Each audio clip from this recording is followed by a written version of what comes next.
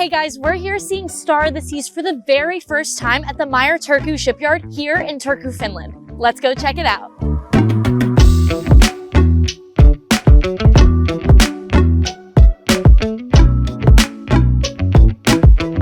I work in product development, and so we really focus on the guest experience as we create new ships.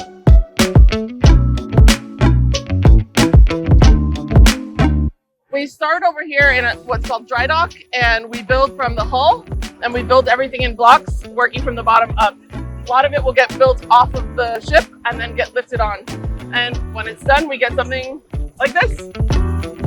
Our team worked thousands of hours to ensure every detail was perfect in Thrill Island, including the 6 record-breaking sides we have.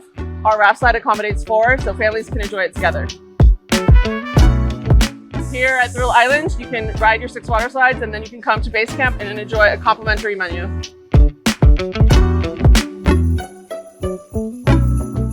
There's a limit to how much water you can put on a ship based on the size of that ship. We found that we had room for a little bit more water, and so we've added a whirlpool, and it's located by Aqueduct Market, so you can get some great food, by Lime and Coconut for those drinks, and by Sprinkles for our fan favorite ice cream.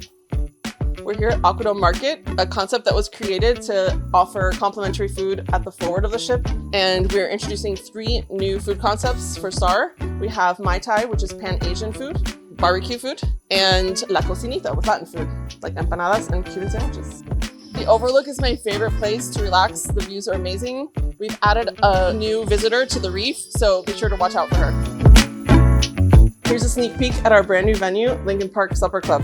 It's part of our Supper Club family, and it introduces 1930s Chicago Art Deco. We've got a new menu and new entertainment for you.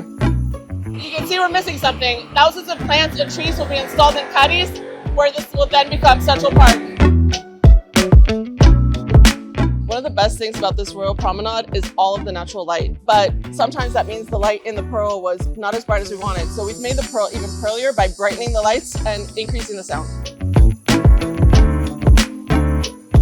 With crew moved on board and we just finished sea trials, we're ready for the next step. Stay tuned for more behind the scenes as Star of the Seas gears up to head to Port Canaveral this August. Thanks for watching. See you next time.